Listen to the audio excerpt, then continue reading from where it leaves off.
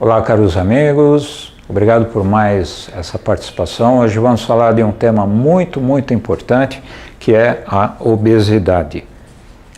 A obesidade está se tornando uma epidemia já há mais de 30 anos, principalmente em função de hábitos cada vez mais sedentários, cada vez menos praticamos exercícios e cada vez mais buscamos o prazer nas comidas, principalmente as comidas hipercalóricas.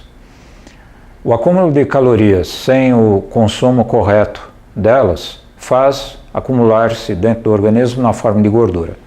E não é uma gordura em geral boa, é a gordura branca que é difícil depois de remover. Existem dois tipos de gordura: a marrom, que é principalmente uma gordura mais ativa, que é mais fácil de dar a energia que a pessoa precisa. Inclusive, ela produz mais estabilidade do humor. A gordura branca deixa a pessoa com mais ansiedade e predispõe também a celulites, predispõe também a inúmeras doenças, inclusive o diabetes, inclusive problemas cardiovasculares, problemas psíquicos. É comum nós encontrarmos as pessoas que têm obesidade junto com um certo nível de depressão. Então, a depressão é algo para ser tratado, em primeiro lugar, mas também outras nuances, como por exemplo o estresse, a ansiedade, que também fazem a pessoa ter mais facilidade para ter compulsão alimentar.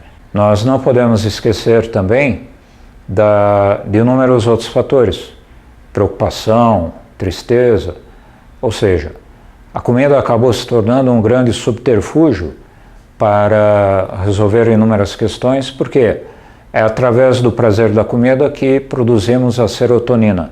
Mas lembrando que isso é um ciclo vicioso. A serotonina, na realidade, deveria estar sendo produzida de outras formas, como, por exemplo, atividade física, como, por exemplo, realizar atividades que deem o prazer em si. Além disso, nós não podemos esquecer que existem suplementos que melhoram tanto a estabilidade do humor, como principalmente atuam diretamente na flora bacteriana, a nossa microbiota. Lembrando que nós temos 10 vezes mais bactérias no intestino do que células no corpo. E 90% da serotonina é produzida no intestino. Ou seja, o prazer de comermos, em geral, não é nosso.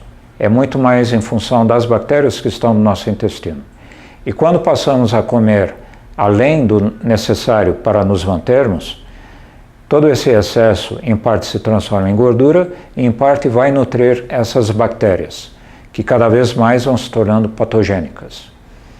Então, existem suplementos que vão atuar não só no psiquismo nosso, mas também nas colônias bacterianas. Afinal de contas, se nós comermos mais doces, teremos bactérias que vão ter mais fome pelo açúcar. Se nós comermos carnes, teremos mais bactérias que vão ter fome pela carne, e assim por diante. Em geral, esses dois alimentos, ou seja, os refinados, os açúcares e também as carnes, principalmente as carnes pesadas, como carne de porco, carne vermelha e frango, são todos obesogênicos, principalmente se tiverem em excesso. É claro que existem dietas baseadas mais numa alimentação à base de proteínas, mas deve-se tomar muito cuidado, isso tudo deve ser feito com orientação médica, porque pode sim levar a inúmeras outras consequências, e até muitas vezes piores do que a própria obesidade. Lembrando também que tem inúmeros outros fatores que podem contribuir, como por exemplo, minerais, o próprio cálcio, zinco, magnésio, contribuem, se alterados, podem contribuir para a obesidade. Entre as vitaminas, não podemos nos esquecer da vitamina B12, B6, assim como a vitamina D3, que são importantíssimas para o funcionamento correto das células, principalmente a parte mitocondrial que faz a queima das gorduras. Contribuindo também para a parte mitocondrial, é importante que haja a circulação correta, que haja o aporte correto dos nutrientes para as células em geral. E nisso entra também a participação do pâncreas. O pâncreas das pessoas que têm a tendência para a obesidade, em geral, é um pâncreas fraco. Existem ervas, suplementos específicos para fortalecimento do pâncreas. Então, ao contrário do que muitos acreditam, que basta dar as enzimas que o pâncreas produz, ou mesmo a insulina, no caso de uma tendência franca ao diabetes, estaria feita a função do pâncreas. Isso não é verdade. Isso cria dependência porque, em geral, acaba tendo a necessidade de um determinado nível num determinado momento. E quando nós injetamos simplesmente a insulina, nós não atingimos esse nível correto e isso também acaba criando outros problemas que podem até ser piores do que a própria obesidade. Lembrando que temos ainda a participação de aminoácidos. O BCAA ele pode ajudar muito na queima correta das gorduras. Em geral, um aporte correto de proteínas faz o organismo ajustar-se para queimar juntamente a gordura com a proteína para produzir a glicose necessária para a produção de energia. Então isso também seria um outro mecanismo.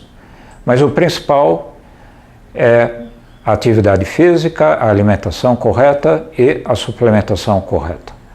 Esses três fatores combinados, através de uma análise minuciosa, é que faz com que realmente comecemos a vencer a obesidade em grande escala. Obrigado pela participação de todos e até mais.